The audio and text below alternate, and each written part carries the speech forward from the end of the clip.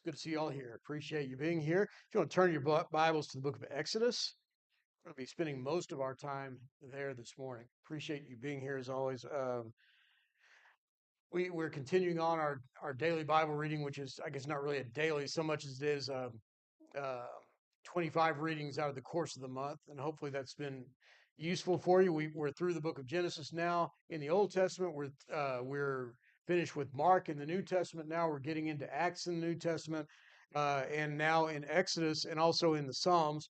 Hopefully you're continuing on with that. As Mark was talking about, I wish all of you had been able to be here. He did a great job. If you weren't here, you missed a lot. And I really would encourage you to go back and watch that on YouTube or on Facebook. He talked a lot about having an effective daily Bible reading and how we can remain faithful to what we're trying to accomplish this year and growing closer to God, having a greater understanding of His will. And that's kind of what we're talking about this morning a little bit. We're going through, as we did last month. We talked a little bit about Genesis as an overview, and I want to talk a little bit about the book of Exodus as an overview as well. And oh, well, I'll just do it this way. I misplaced my clicker. But if you remember, hmm? Yeah, it's over there. It's fine. I got this. I'll just do it the old-fashioned way and use the keyboard. Uh, we got to the end of Genesis, if you remember, and it ends with Joseph leaving instructions to his family, to the Israelites, that he does not want to be left in Egypt. And he tells his brother after they had buried their father Jacob back in Canaan. In Genesis 50, verse 24, he says, I'm about to die, but God will visit you and bring you up out of this land to the land that he swore to Abraham, to Isaac, and to Jacob. And Joseph made the sons of Israel swear, saying, God will surely visit you. You shall carry up my bones from here. And so Joseph dies, and the book of Genesis ends in verse 26. Joseph died being 110 years old. They embalmed him, and he was put in a coffin in Egypt. And it's a fitting ending to the book where we see God creating man.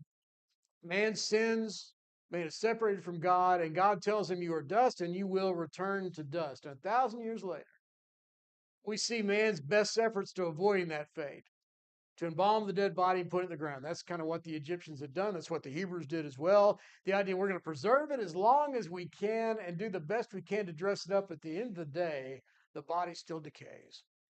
Man's story so far has been separation from God and eventual unavoidable death and decay. It begins in creation, it ends in death. And that's a pretty appropriate image for the book of Genesis. But when we come to Exodus, a lot of things have changed. There's been more than 400 years, or some 400 years have passed since the Israelites were received as honored guests in the land of Goshen, and they're not guests anymore. They are now slaves, because in verse 8 of Exodus 1, we see that there arose a new king over Egypt who did not know Joseph. He didn't have any appreciation for what Joseph had done. His people are starting to become a nuisance now, and they're taking up all the best lands, and they're becoming more and more numerous. And so he enslaves them. And he even attempts to curb their growth by killing any of the young boys that are born of the Hebrew women. And we know that through this time, you know, Laura and I were talking about this yesterday a little bit. The level of faith that the people of Israel had at that time, what they knew about God and how they understood God. And I think that it's, at least to some degree, we know that they understood who God was and what God had promised and what he wanted from them. Because in this very first story, by the way, when we read about the midwives of Israel who were told to dispatch the boy children, but what do we learn? They feared God, and so they didn't do this thing. So there's an understanding, at least to some degree, of a relationship with God there. But what the book of Exodus, I think, tells us is a story of God bringing his people back out of Egypt, making them into a nation, giving them a law, preparing them to inherit the land of promise, in really reintroducing himself to them, and maybe even on a new level. It's interesting that the if you had to come up with a theme for the book of Exodus, I think you find it in Exodus 5, coming from an unlikely source. This is when Moses goes and talks to Pharaoh and gives him the first instruction to let the people of Israel go to worship in the wilderness. And in Exodus 5, Pharaoh's response in verse 2 is, who is the Lord that I should obey his voice and let Israel go? And there's a couple of different implications, obviously. The first one is I don't even know who this Lord is. Who is he? I don't know him. I've never heard of this God you're telling me about. But maybe even more to the point is the idea of power and authority. Who is he that I should obey him? What standing does he have? What right does he have to tell me what to do? And what makes you think that he has any power to make me do what he wants me to do? Pharaoh had all kinds of gods. He was surrounded by, they had a God for everything. Maybe the most idolatrous nation in the history of the world, even among the Greeks. But even Pharaoh, I suspect when he decided to do something, didn't go to the priest and say, "Hey, is it okay with Ra or whoever, whatever God that we want to talk about, if I do this?" I suspect he did it whatever he wanted to do. And in fact, in a lot of instances, he essentially was God. He decided what happened in the empire. So who is the Lord that he should tell me what to do? And so we know the story. Of course, Moses introduces him to the Lord. He answers this question resoundingly to the point where Pharaoh not only allows them to go, but expels them out of the land. And says, "Get out." He doesn't want them around anymore because of all that God has done. But when we think about this, Exodus isn't just about convincing the Egyptians of who God is. It really is, I think, about answering that question for Israel as well. Who is the Lord? The God of our fathers, who hasn't spoken to us in more than 400 years, who has left us in bondage all that time. Like I said, I don't know the extent to which the people have continued to worship God during this time and maintain their faith in Him. But we read, as we've already seen, there is still at least an idea that God expects us to live a certain way, and there's a standard to which we're going to try to aspire. So I suspect that if that's the case, that they probably remembered the promises that God had made to Abraham, to Isaac, and to Jacob, and they may have even remembered the very specific promise that God made back in Genesis 15 when He's talking to the Israelite or to Abraham himself, and tells him in verse 13 that know for certain that your offspring will be sojourners in the land that is not theirs, and will be servants there, and they will be afflicted for 400 years. But I will bring judgment on the nation that they serve, and afterwards they shall come out with great possessions. So by the time we get to Exodus, we're about 700 years removed from that promise. But if the patriarchs have done their job and they've passed those promises down to their children, it's not hard to imagine the Hebrews in Egypt who are now under slavery, who are thinking to themselves, it's been 400 years. When is this going to happen? When is God going to now deliver us? And the implication in Exodus 2 is that they did cry out to God for deliverance. In verse 23, it says of Exodus chapter 2 that the people of Israel groaned because of their slavery and cried out for help. Their cry for rescue from slavery came up to God, and God heard their groanings, and God remembered his covenant with Abraham and Isaac and Jacob. God saw the people of Israel, and God knew. He remembered the promise of the fathers. And he decided that the time was now right to go into action to make good on those promises, because Israel has been continuing to cry out to God, and that does implicate or does imply a level of faith. I don't know that we give Israel credit for this, and because it's not really discussed a lot, but the idea is that apparently there's some baseline level of faith that Israel has. They still believe in those promises. They're still crying out to God to some degree, but at the same time, these are not really people who know God. Not really. Certainly not as God knew them. He hadn't spoken to them directly that we know of since Jacob. Joseph, he only spoke to in dreams, but Jacob, he spoke to directly, told him, "Don't worry, go on down. This is part of what I want to accomplish with your people. This is part of the promise." But the book of Exodus, excuse me, is really, I think, about God's attempt to instill in his people a deeper faith, a deeper understanding of who he is and why they need to be following him. And a lot of that, I think, is wrapped up in that question: who is the Lord that I should obey him? We know why Abraham obeyed him. We know why Isaac obeyed. We know why Jacob obeyed. But what does that mean for Israel? And if we're being honest, and that's kind of a question we need to answer today, isn't it? Who is the Lord that I should obey? And as Christians, we certainly need to know that. But that's a question that every single person on this earth ought to be asking themselves with an honest heart, not in a defiant way like Pharaoh's asking, who's God to tell me what to do? Who's God that I should obey him? Is there a reason that I ought to be looking to God? And so God reintroduces himself to the people of Israel. And not in a little bit of a different way. Now, not just to one man, but through one man, through Moses. He introduces himself to an entire nation. God didn't appear to Jacob and try to or talk to Joseph in a dream and say, I want to make sure that I'm communicating directly with all of the sons of Jacob. But now that relationship becomes very different. He's going to introduce himself to an entire nation directly. And after Moses fled from Egypt, he's in the land of Midian. And God calls him, as we know the story in Exodus 3, out of the burning bush. And he tells him in verse 6, I am the God of your father, the God of Abraham, the God of Isaac, the God of Jacob. And Moses hid his face, for he was afraid to look at God. And the Lord said, I have surely seen the affliction of my people who are in Egypt, and have heard their cry because of their taskmasters. I know their sufferings, and I've come down to deliver them out of the hands of the Egyptians and to bring them up out of that land to a good and broad land, a land flowing with milk and honey. Now, Moses hears this and he rightly understands that Israel is going to need to be convinced. And to do so, they need to know who it is that's calling them out of Egypt. And so he asked them, what name should I give? Who should I tell them has sent me? And that, by the way, is a reasonable request. All the Egyptian gods had names, all the Canaanite gods had names. What is the name of this God? And in verse 14, God said to Moses, I am who I am. He said, say to this people of Israel, I am has sent me to you. God also said to Moses, say this to the people of Israel, the Lord, the God of your fathers, the Lord of Abraham, the God of Isaac, the God of Jacob, has sent me to you. This is my name forever. And thus I am to be remembered throughout all generations. And so Moses goes back to the people. And notice the response. Again, we don't always think of Israel as a believing people, but it says in verse 30 that when Aaron spoke all the words that the Lord had spoken to Moses and did the signs in the sight of the people believed. And when they heard that the Lord had visited the people of Israel, that he had seen their afflictions, they bowed their heads and they worshiped. But what the story teaches us immediately is that the faith that we see here isn't going to be enough. This is a superficial faith. It's a faith based on everything going according to the plan. Now God's going to do all the good things that he said he's going to do, and everything's great, and we're excited about that. But the response when Moses goes to Pharaoh is not, okay, God's will be done. We're going to send you out, and everything's going to be wonderful.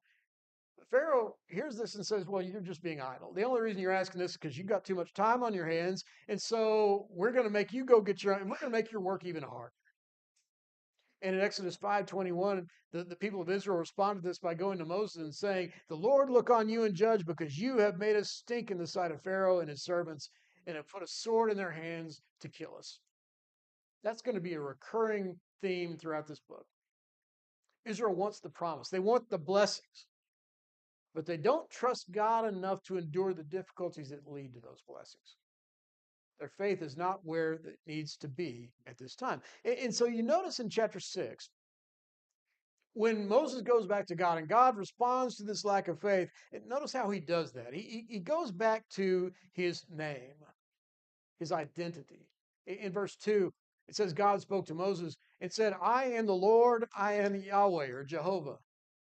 I appeared to Abraham, to Isaac, and to Jacob as God Almighty, but by my name, the Lord, I did not make myself known to them.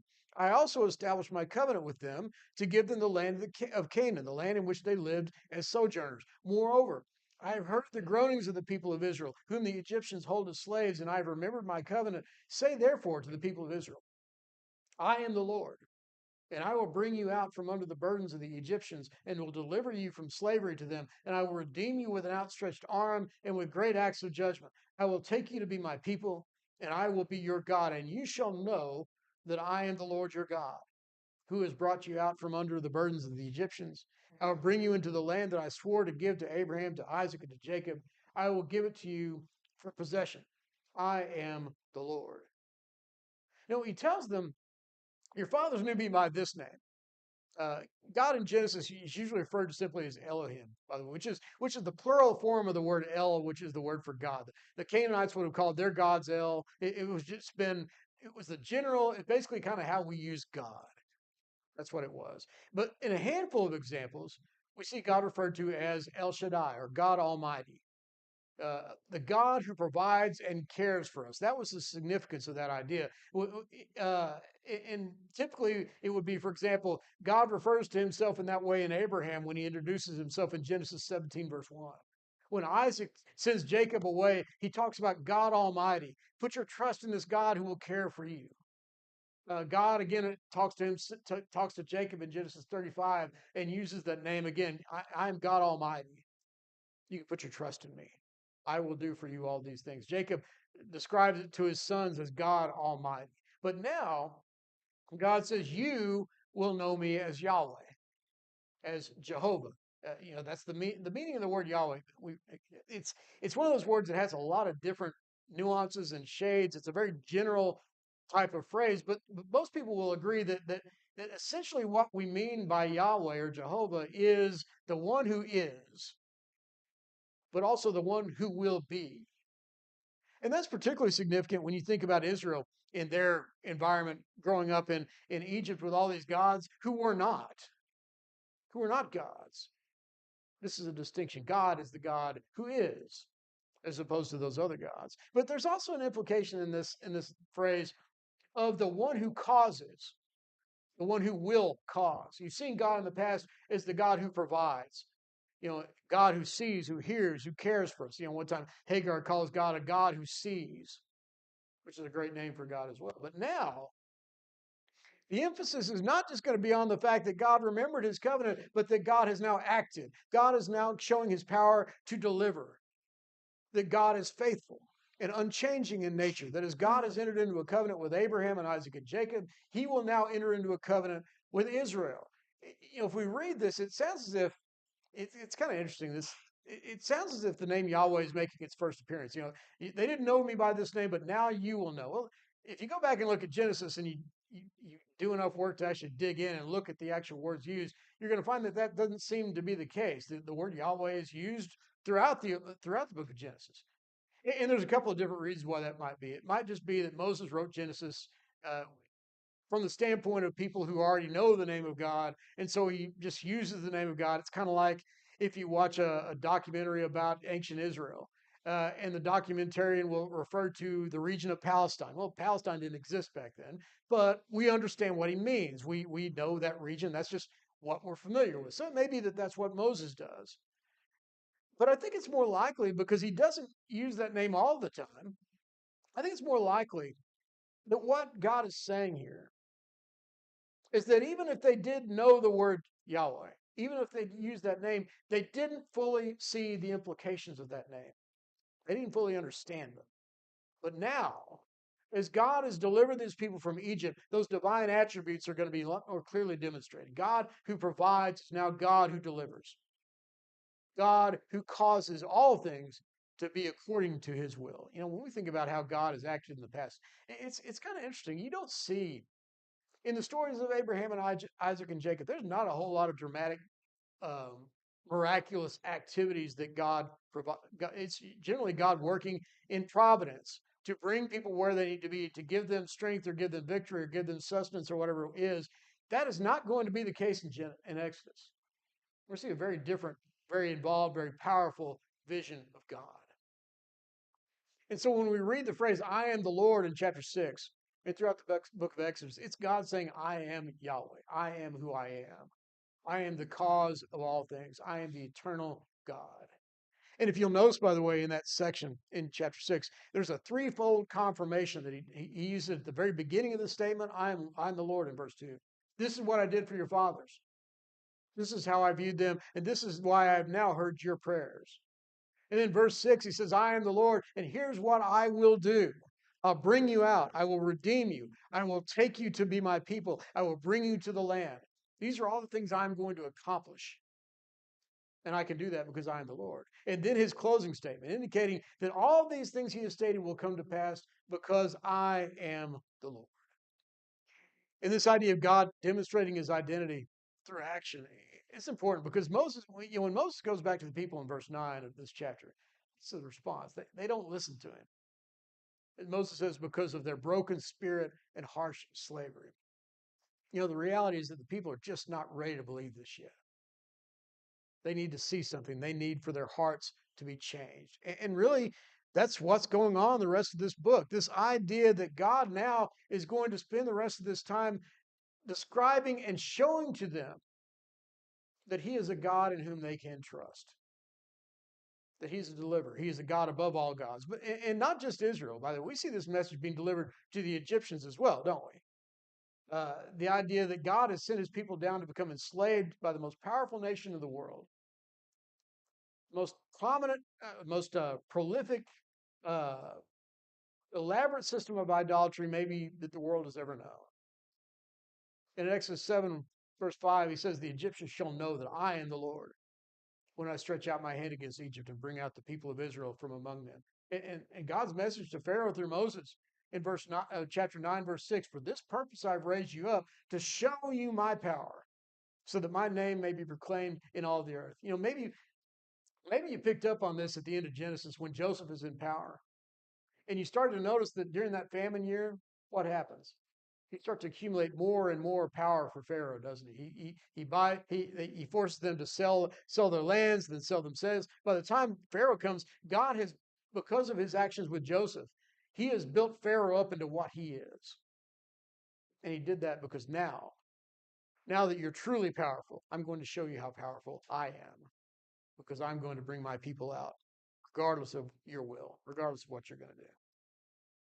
And so we see the story, of course, and we won't go into the plagues. We're all familiar with that idea that God sends these plagues that eventually even the magicians of Egypt can't duplicate, as He shows His power over the gods of Egypt, ultimately bringing about the death of the firstborn. And during this time, God demonstrates to the people over and over that if they will obey God's commands, that none of those plagues that He has inflicted on Egypt will impact them. And that's an important concept that they're going to have to learn.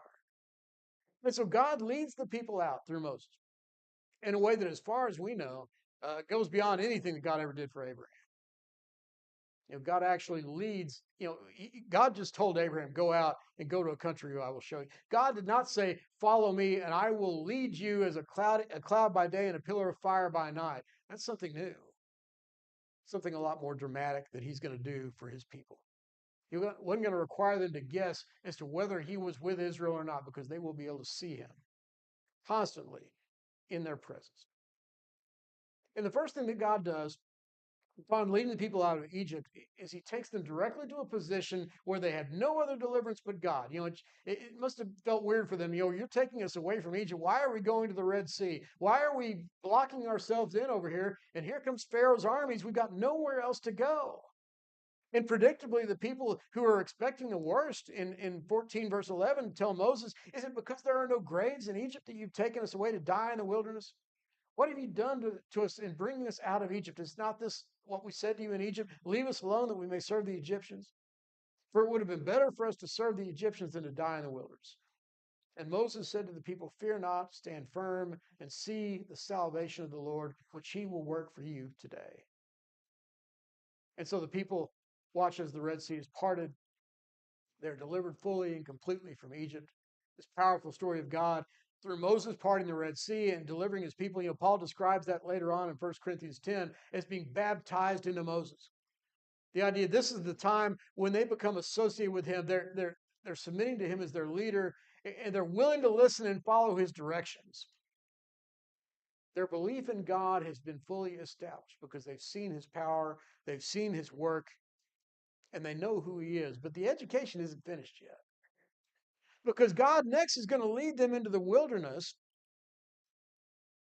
And we learn that this isn't by coincidence. You know, I forgot to put a map. I was going to put a map that showed this travel, but rather he could have just very easily led them right north up into Canaan. But He doesn't. He takes them south. Assuming that we know where Mount Sinai is, and most people believe that it's at the far end, the southern end of the Arabian Peninsula, or the Sinai Peninsula, we're going in the wrong direction here.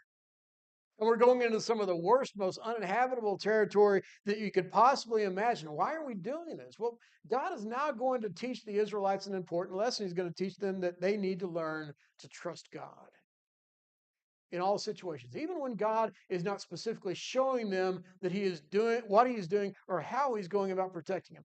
And we see this is where the struggles begin.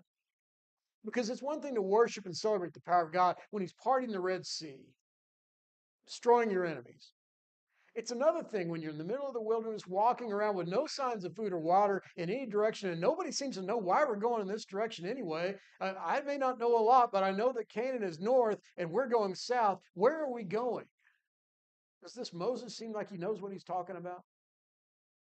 And we see God testing the people. God didn't lead them directly to water. In fact, in chapter 15, he finally leads them to water that they can't even drink because it's bitter. And what happens? In verse 24 of chapter 15, the people grumble against Moses, saying, "What shall we drink?" And he cried to the Lord, and the Lord showed him a log, and he threw it into the water, and the water became sweet. I think that must have been the example that the Israelites were supposed to follow. You know why? You know, it would be one thing because I think about this a lot, especially having been in Israel. You know, we get on the Israelites a lot for doubting and wanting water and wanting bread. They're always wanting something. When you get out in the middle of the wilderness and you don't have food or water, that's going to be a concern. That's a real why. Where is our water and where is our food? How are we going to sustain ourselves? That is a legitimate question to ask. But there are ways to ask it, aren't there? There's one way that says, Lord, where's the water? Lord, where can we provide us with water so that we can drink? There's another thing to say, why did you bring us out in the wilderness and put us here to die? It'd be better if we just went back where we came from. It goes straight from the request right to the demand, or right to the critique, right? We see the distinction there. Moses cries out to the Lord. And it says in verse 24, 25, there the Lord made for them a statute and a rule, and there he tested them, saying, if you will diligently listen to the voice of the Lord your God and do what is right in his eyes and give ear to his commandments and keep all his statutes, I will put none of the diseases on you that I put on the Egyptians, for I am the Lord your healer. This is my proof to you that I will do all that I have promised that I'm going to do to you if you'll put your trust in me. And we test them again as they go further into the wilderness in chapter 16. But again, we see the same thing.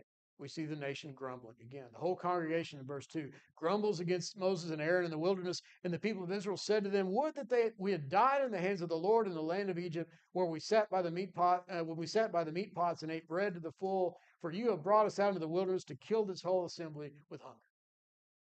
And so again, God feeds them. He doesn't do it in the way that is intended, but he does it to test the people again. And in fact, when he institutes the idea of manna from heaven, he makes a point to Moses in verse 4 of Exodus 16. He says, I'm about to rain bread from heaven for you, and the people shall go out and gather a day's portion every day, that I may test them whether they will walk in my law or not. How much do you trust me that if I send manna today, I'll send it again tomorrow? So they're going to go out every day and only gather what's needed. Anything else, anything more is just going to spoil. So there's no reason for you to think about tomorrow. You just get the bread that I'm going to give you today. But on Friday, you're going to go out and gather a double portion. Because on Saturday, I'm not going to allow you to gather anything at all. And I need you to trust me that if you'll do what I've asked you to do, then everything will work out. Because that one day, the bread's not going to spoil. It spoiled every other day. Why wouldn't it spoil today? Only one reason, because God said that it would not. It requires, that's a lesson in trust. That God is the one who's providing these blessings, and it's God who can ensure that they're sufficient for the needs of the people. You don't have to go out and gather 2 days worth or 3 or 4. You don't have to store it up. Don't worry about it, because God will take care of you every day.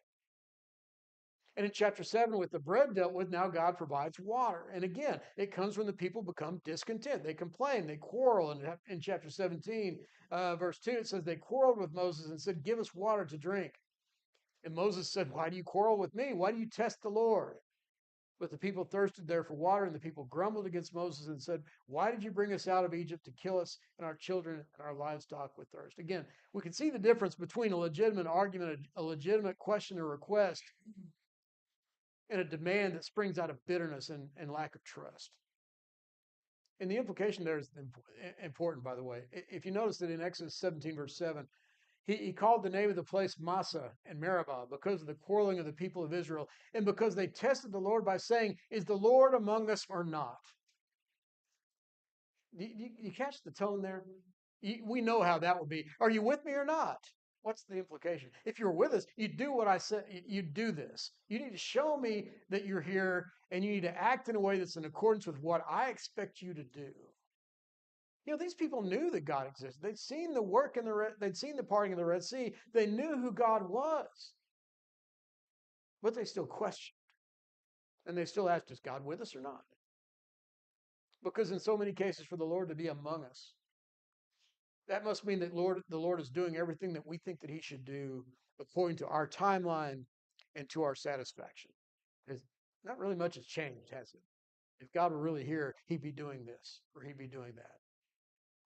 And I suspect a lot of us would have been right there as well. And this idea of lack of food, lack of water, we all need those. And at some point we ask, is God going to give those things to us or not? Well, what's our attitude? Are we going to cry out to God and ask for that help? Or are we going to demand from God, why would you call me and you're not doing the things that I tell you to do? Not giving me the things that I want you to do for me. That's the attitude that we see. But in the same chapter, I think I didn't click that earlier. We see God showing his ability not only to care for them in terms of their daily sustenance, but also he cares for them in battle. He's going to take them and give them victory over their opponents. We see a battle with the Amalekites in chapter 17, and it's interesting how that battle occurs. If you remember, the only way they're going to win is if Moses kept his arms extended. This is a great metaphor. We talk about holding up the hands of our leaders.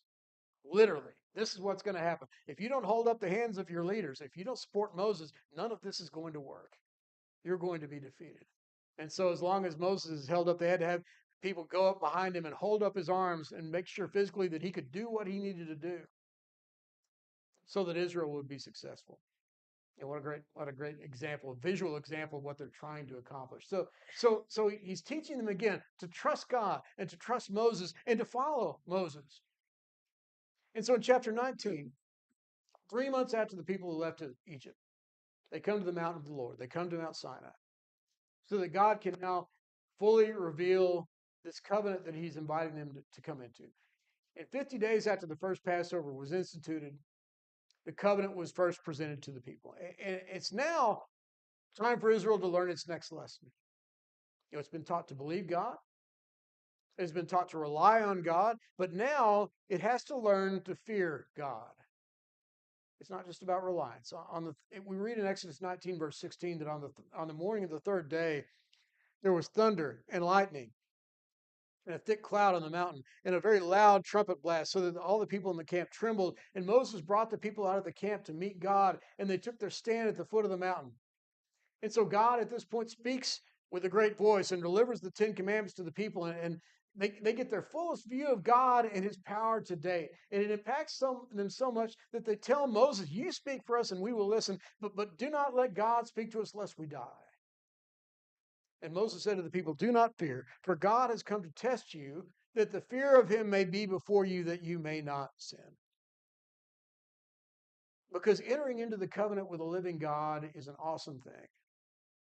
Not only from the standpoint of God's grace, but accepting the challenge of attempting to serve a God who is described as a consuming fire, who has shown you all that he is capable of doing. And to serve this God casually, without any commitment, without any determination to fully follow, is going to end in failure. The implication seems to be, if you keep following God the way you're following him right now, it's not going to be enough. There needs to be a real dread, a real fear, a real reverence for who God is. And now we see it on the mountain. And so this covenant now is established. And having seen all this in Exodus 24, verse 7, it says that Moses, after having sprinkled the blood and done all those things, he takes the book of the covenant and read it in the hearing of the people. And they said, all that the Lord has spoken, we will do, and we will be obedient.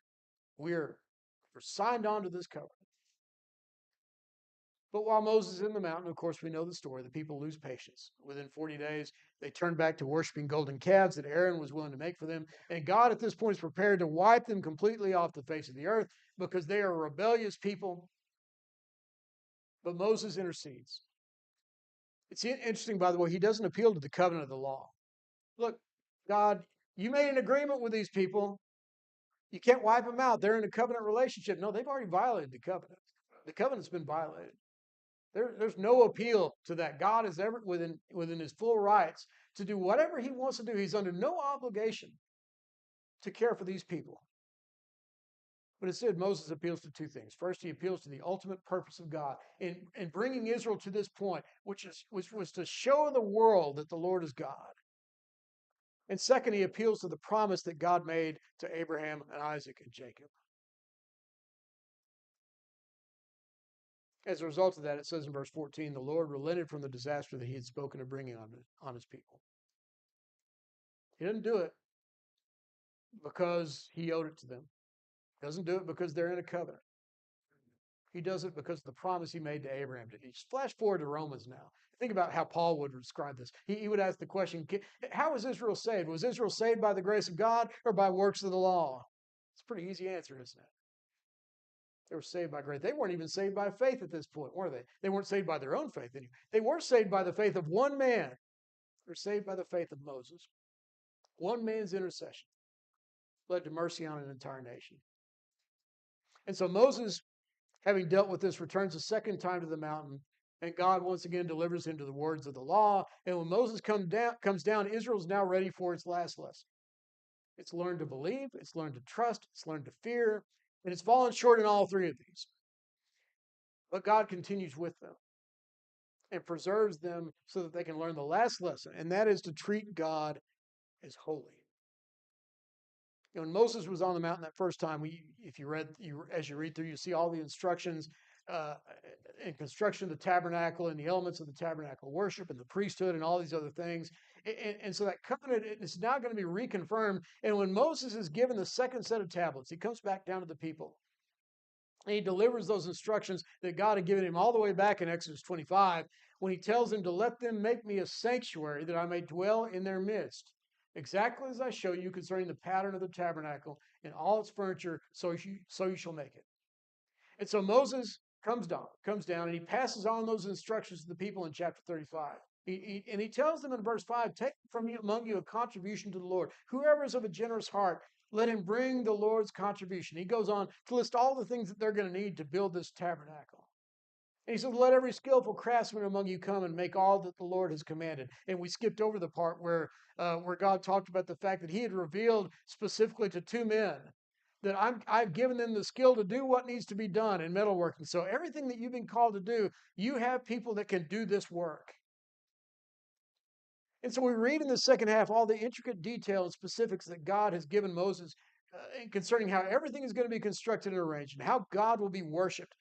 And you start to see pretty clearly that all of this is intended not just to be visually impressive, but it's to create a worship that keeps the tabernacle separated from the surrounding people and ultimately keeps God separated from the surrounding people because God is holy. The law is quite literally intended to put up separations between God and man. And the Lord points Aaron and his children to be the only ones who are allowed to approach him, and only under certain conditions. They have to dress a certain way. They have to offer sacrifices in a certain way, and all the way down to the ingredients in the incense and the anointing of the anointing oil that's going to be used. You have to make. You can't just use any oil or any incense. It's got to be a certain kind. And the overriding message of all of this is that the only one who is pure, who is sanctified, can enter God's presence. And then only under the conditions that God has set. The rest of the people are going to have to be content that God is in their midst. That through the intermediary work of the priesthood, they have an avenue by which they can maintain their covenant relationship with God. And to their credit, Israel seems to be, sometimes they're all over the map, aren't they? Sometimes they're in rebellion, but when they're all in. Because we read in verse 36, verse 5, that the craftsmen were coming to Moses and saying, the people bring much more than is needed to do the work. And so the people were restrained from bringing, for the materials they had were sufficient. They had no problem giving. They were generous. They were excited.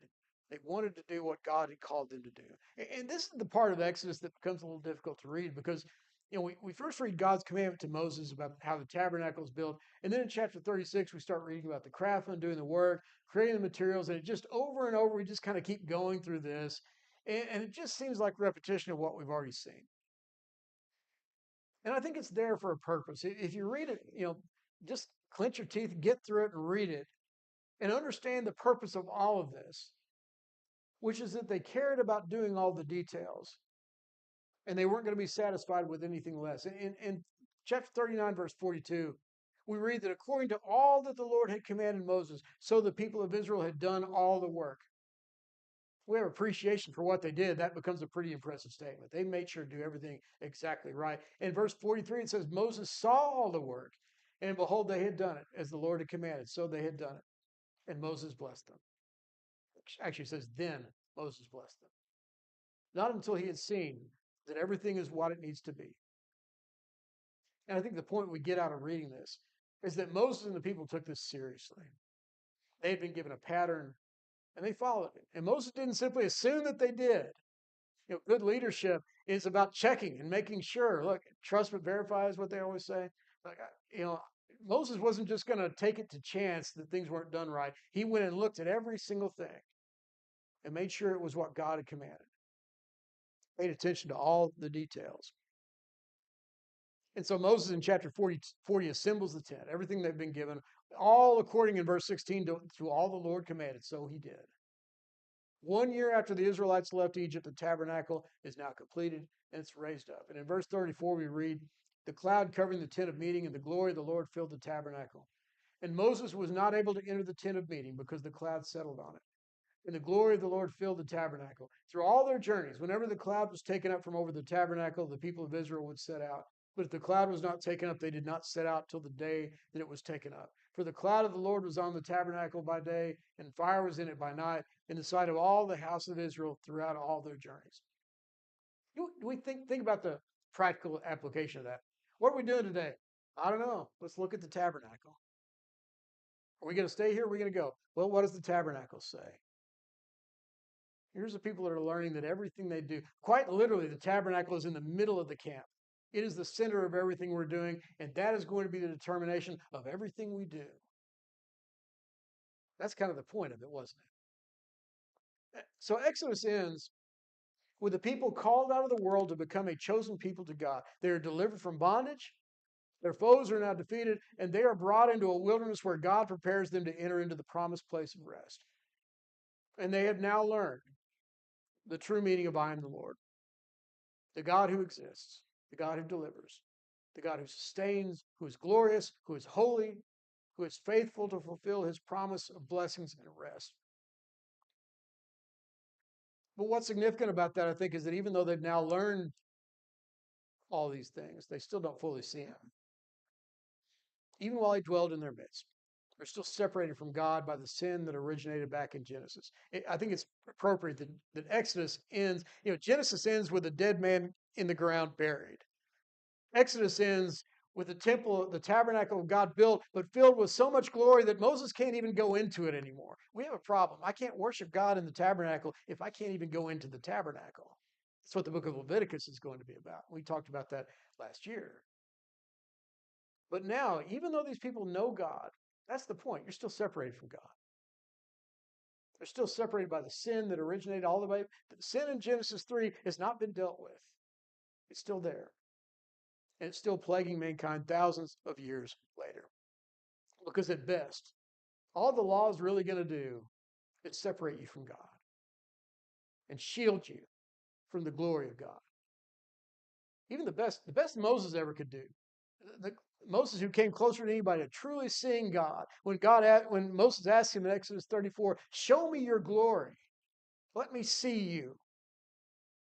The best that God could do, or best that God would do, he says, "I will tell you my name. I will pass before you, and I will allow you to show you my back." Of course, that's a personification of God, obviously.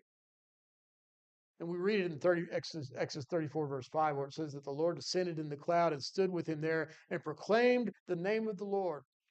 The Lord passed before him and proclaimed, the Lord, a God merciful and gracious, slow to anger, abounding in steadfast love and faithfulness, keeping steadfast love for thousands, forgiving iniquity and transgressions and sin, but who will by no means clear the guilty, visiting the iniquity of the fathers on the children and the children's children to the third and to the fourth generation. I think I've said this before. That's a pretty long name. That's not the point. It's not his name. It's who he is. It's what Israel was supposed to learn. And the only way that God could truly show Moses his glory is to describe it in words. Because he said in chapter 33, no man can see my face and live. Later on in the story, in Isaiah 52, hundreds of years after the people have settled in Canaan, they've raised kings, they've conquered nations, all through the power of God. And during the conquest, during the course of that, they've forsaken their covenant. And now God is about to remove them from the land and bring them back into captivity. But even then, we read that God is preparing to bring them back one more time out of captivity. And he's preparing to introduce himself one more time to them. In Isaiah 52, verse 5, he says, now therefore, what have I here, declares the Lord, seeing that my people are taken away from nothing. Their rulers wail, declares the Lord, and continually all the day my name is despised. Therefore my people shall know my name. Therefore in that day they shall know that it is I who speak. Here I am. And that kind of sounds like what the story of Exodus was, isn't it? We're going to go through this all over again. God is going to reintroduce himself to his people one more time. And it says in verse 10, the Lord has bared his holy arm before the eyes of all the nations, and all the ends of the earth shall see the salvation of our God. Because what we see in Exodus is a precursor to the promise of Christ, when God would truly make himself known, where we will see God's true glory, where we have seen God's true glory. We don't have to be satisfied with a description, because now God reveals himself in the flesh by one who, as we see in John 1, the Word became flesh and dwelt among men, and we beheld his glory. We saw him for ourselves. And we see in Jesus all the things that God showed to Israel in Exodus as a foreshadowing, the shadow of the substance that is going to come, what they're going to see ultimately in Christ.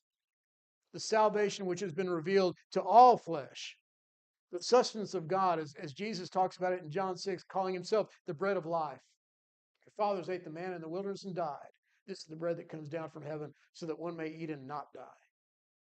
The full glory of God, visible to all, as Hebrews 1 describes him. He is the radiance of the glory of God, the exact imprint of his nature. Everything that you need to know about God, everything that's worth seeing about God, everything that you can see about God, you can see them by looking at Jesus. It's the glory that we can approach now. We don't have to be separated from it. It's the glory that we can see for ourselves, that we can be in fellowship, that we can be together with. Ultimately approaching the throne of God, the throne of grace, boldly through Christ. And finally understanding that the tabernacle that was built was intended to show us that perfect tabernacle, not made with hands, as Hebrews 9:11 says, not of this creation. He, meaning Jesus, entered once for all into the holy place, not by means of the blood of goats and calves, but by means of his own blood, thus securing an eternal redemption. So the book of Exodus introduces Israel to the name of God, the one who will be, the one who is, the one who causes all things to be. And then the gospel reintroduces us again through the resurrection of Jesus Christ. Where we read in Philippians 2:9, therefore God has exalted him and bestowed on him the name that is above every name, so that at the name of Jesus every knee should bow in heaven and on earth and under the earth, every tongue confess that Jesus Christ is Lord, to the glory of God the Father. So the Exodus story isn't just about Israel's introduction to God. It's a story about our redemption through Jesus Christ. It's how we come to know God. Why do we study this? That's why. Because it points us to Christ, as does all the Bible. And our job is to learn all the things that Israel learned. We don't have the graphic object lessons that they had, but we have the scripture. And we can look at those things and understand who God is and what he has promised us and what he's able to do so that we can regard him as holy as well. Lesson is yours. Thank you so much for your attention. If you're subject to the invitation this morning, if you need our prayers, you need our help in whatever way that you ask, please let us know. As together we stand as we're led in our invitation song. Like a Jesus waiting.